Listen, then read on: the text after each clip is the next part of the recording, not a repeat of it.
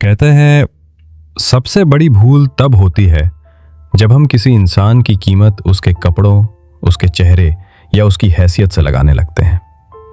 अक्सर जो लोग बाहर से सबसे साधारण दिखाई देते हैं वही अंदर से सबसे असाधारण होते हैं।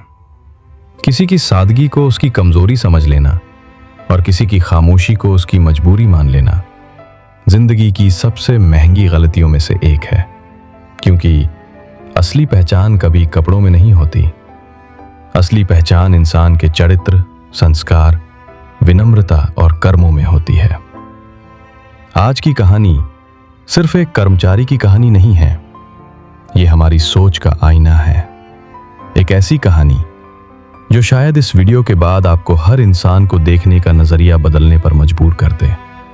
तो आइए देखते हैं एक ऐसे साधारण से इंसान की कहानी जिसे पूरी दुनिया ने उसकी बाहरी पहचान से आका, लेकिन उसकी असली कीमत तब समझ आई जब बहुत देर हो चुकी थी। बारिश की हल्की फुहारें शहर की सड़कों को भिगो रही थीं।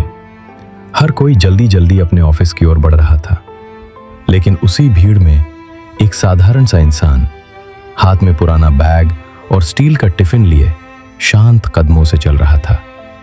उसका नाम था अर्जुन मेहरा। कपड़े बिल्कुल साधारण, चेहरे पर सादगी और आंखों में अजीब सी शांति। लेकिन कोई नहीं जानता था कि इस शांत चेहरे के पीछे एक ऐसा राज छिपा है जो पूरी कंपनी की किस्मत बदलने वाला था। जैसे ही अर्जुन आर्यव्रत कॉरपोरेशन के गेट पर पहुंचा, सिक्योरिटी गार्ड मुस्कुराया और बोला, अरे अर्जुन जी, आज फिर समय पर आ गए। लगता है प्रमोशन का सपना अभी भी देख रहे हो। आसपास खड़े लोग हंस पड़े। अर्जुन बस मुस्कुरा दिया। उसने अपना आईडी कार्ड दिखाया और बिना कुछ कहे अंदर चला गया। ऑफिस में कदम रखते ही राहुल नहीं बल्कि रोहन और समीर फिर से उसका इंतजार कर रहे थे। लो, आ गया हमारा संत महात्मा। इतना सीधा बनने से कुछ नहीं मिलेगा, थोड़ा स्मार्ट बनो वरना जिंदगी ऐसे ही निकल जाएगी। इस बार नेहा भी हल्की सी मुस्कुरा दी। अर्जुन ने किसी की ओर देखा तक नहीं, वो चुपचाप अपनी सीट पर बैठ गया। उसकी मेज हमेशा की तरह व्यवस्थित थी। कंप्यूटर ऑन किया और पूरी लगन से काम में जुट गया। पूरा दिन लोग बातें करते रहे, मजाक उड़ाते रहे, लेकिन अर्जुन का ध्यान सिर्फ अपने काम पर था। दोपहर के समय समीर जानबूझकर कॉफी लेकर उसके पास आया और अचानक पूरी गर्म कॉफी अर्जुन की शर्ट पे गिरा दी। ओह सॉरी, गलती से हो गया। पूरा ऑफिस जोर जोर से हंसने लगा। रोहन ने ताली बजाई। नेहा इस बार हंसी नहीं, लेकिन चुप रही।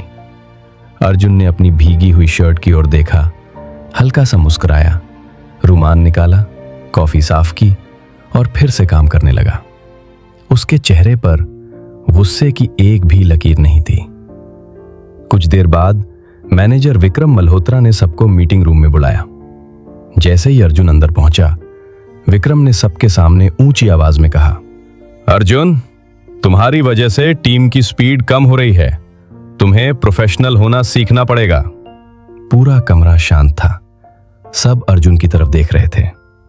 अर्जुन ने सिर झुकाया, दोनों हाथ जोड़कर कहा, सर, मैं कोशिश करूंगा कि आगे से कोई शिकायत का मौका न मिले।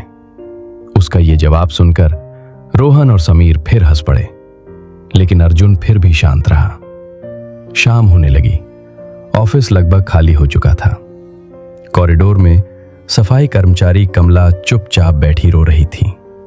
उनके बेटे की तबीयत खराब थी, लेकिन इलाज के पैसे नहीं थे।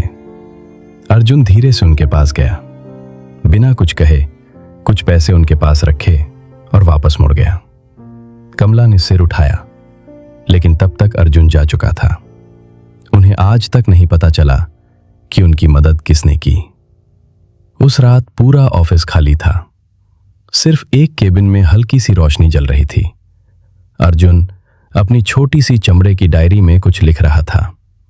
हर कर्मचारी के बारे में, हर घटना के बारे में, हर व्यवहार के बारे में। वो बहुत ध्यान से नोट्स बना रहा था। लेकिन क्यों? ये राज अब भी किसी को पता नहीं था। अगले दिन ऑफिस के कॉरिडोर में अचानक बुजुर्ग चपरासी रामू जी बेहोश होकर गिर पड़े। सभी लोग दूर खड़े देखते रहे, कोई आगे नहीं आया। लेकिन अर्जुन बिना एक पल गवाए दौड़कर उनके पास पहुंचा, उन्हें संभाला, अपनी गाड़ी से अस्पताल ले गया, इलाज करवाया और सारे बिल भी खुद भर दिए। रामू जी बार बार पूछते रहे, बेटा तुम कौन हो? अर्जुन सिर्फ मुस्कुरा दिया। कुछ दिनों बाद कंपनी की सबसे बड़ी मीटिंग थी। अर्जुन ने एक शानदार बिजनेस प्लान तैयार किया, लेकिन विक्रम मल्होत्रा ने वही प्रेजेंटेशन अपने नाम से बोर्ड के सामने पेश कर दी। सब ने खूब तालियां बजाईं, विक्रम की तारीफ हुई। अर्जुन पीछे खड़ा सब कुछ देखता रहा, लेकिन एक शब्द भी नहीं बोला। उस रात फिर वही डायरी खुली, लेकिन इस बार अर्जुन सिर्फ व्यवहार नहीं बल्कि कंपनी के वित्तीय रिकॉर्ड भी देखने लगा। कुछ दस्तावेज, कुछ बिल, कुछ पुराने भुगतान, सब कुछ मिलाकर उसे एक बड़ा घोटाला दिखाई दिया। उसकी आंखों में पहली बार गहरी गंभीरता दिखाई दी। वो समझ चुका था कि कंपनी के अंदर कुछ बहुत गलत हो रहा है। कुछ दिनों बाद कंपनी की सालाना पार्टी एक शानदार होटल में रखी गई। हर कोई महंगे कपड़ों में आया, लेकिन अर्जुन अपनी वही साधारण शर्ट पहनकर पहुंचा। रोहन हंस पड़ा, यार कम से कम आज तो अच्छे कपड़े पहन लेता। समीर बोला, लगता है बोनस भी नहीं मिला। सब हंसे। अर्जुन फिर मुस्कुरा दिया। वो धीरे से होटल की लॉबी में चला गया। वहां दीवार पर कंपनी के संस्थापक की एक बड़ी तस्वीर लगी थी। अर्जुन उस तस्वीर के सामने रुका, दोनों हाथ जोड़कर गहरी श्रद्धा से सिर झुका लिया। उसकी आंखों में सम्मान भी था और अपनापन भी, लेकिन किसी ने इस बात पर ध्यान नहीं दिया। अगली सुबह पूरा ऑफिस अचानक हलचल से भर गया। हर कर्मचारी के कंप्यूटर और मोबाइल पर एक महत्वपूर्ण सूचना आई। आज पूरे बोर्ड ऑफ डायरेक्टर्स की विशेष बैठक होने वाली थी। हर कर्मचारी को उपस्थित रहना था। सबके मन में सवाल थे, आखिर ऐसा क्या होने वाला है? कुछ ही देर में सब लोग कंपनी के सबसे बड़े बोर्डरूम के बाहर खड़े थे। रोहन अपनी टाई ठीक कर रहा था। उसे पूरा विश्वास था कि आज प्रमोशन उसी का होगा। विक्रम भी पूरे आत्मविश्वास से खड़ा था। नेहा बेचैन थी और अर्जुन हमेशा की तरह खिड़की के पास शांत खड़ा सूरज की ओर देख रहा था। बोर्डरूम के विशाल दरवाजे धीरे धीरे खुले। अंदर सभी डायरेक्टर्स पहले से खड़े थे। पूरा कमरा एकदम शांत था। अचानक बाहर से सुनहरी रोशनी अंदर आई और उसी रोशनी के बीच अर्जुन अब एक शानदार नेवी ब्लू बिजनेस सूट में धीरे धीरे अंदर आया। उसी चेहरे के साथ, उसी मुस्कान के साथ, लेकिन अब पूरा व्यक्तित्व बदल चुका था। सबकी सांसें थम गईं। रोहन की आंखें फैल रहीं। समीर के हाथ कांपने लगे। नेहा स्तब्ध रह गई। विक्रम के चेहरे का रंग उड़ चुका था। तभी कंपनी के चेयरमैन आगे बढ़े। उन्होंने अर्जुन के सामने दोनों हाथ जोड़ दिए और पूरी विनम्रता से बोले, आप सभी से मिलिए, ये हैं आर्यव्रत कॉरपोरेशन के वास्तविक संस्थापक और मालिक श्री अर्जुन मेहरा। पूरा बोर्डरूम सन्न रह गया। जिस व्यक्ति का सबने महीनों तक मजाक उड़ाया, वही पूरी कंपनी का मालिक निकला। कुछ ही क्षण बाद विशाल स्क्रीन पे सीसीटीवी रिकॉर्डिंग चलने लगी। कॉफी गिराने वाली घटना, मजाक उड़ाना, प्रेजेंटेशन चोरी करना, कमला की मदद, रामू जी को अस्पताल ले जाना और वित्तीय घोटाले के सबूत एक एक करके सबके सामने आने लगे। अब किसी की नजरें ऊपर उठ नहीं रही थीं। विक्रम पसीने से भीग चुका था। ऑडिट टीम ने सारे दस्तावेज सामने रख दिए। पुलिस अधिकारियों ने विक्रम को गिरफ्तार कर लिया। कमरे में पूर्ण सन्नाटा छा गया। फिर अर्जुन सबसे पहले रामू जी के पास गया। उनका हाथ थामा, उन्हें पदोन्नति का पत्र दिया। रामू जी की आंखों से आंसू बह निकले। इसके बाद कमला जी को सम्मानित किया गया। उनकी आर्थिक सहायता की घोषणा हुई। पूरा हॉल तालियों से गूंज उठा। नेहा धीरे धीरे अर्जुन के पास आई। आंखों में आंसू थे। दोनों हाथ जोड़कर बोली, सर, मुझे माफ कर दीजिए, मैं गलत लोगों के साथ खड़ी रही। अर्जुन मुस्कुराया। गलती करना बुरा नहीं, गलती से सीखना सबसे बड़ी बात है। आज से एक नई शुरुआत करो। नेहा की आंखों में पहली बार सच्ची राहत दिखाई दी।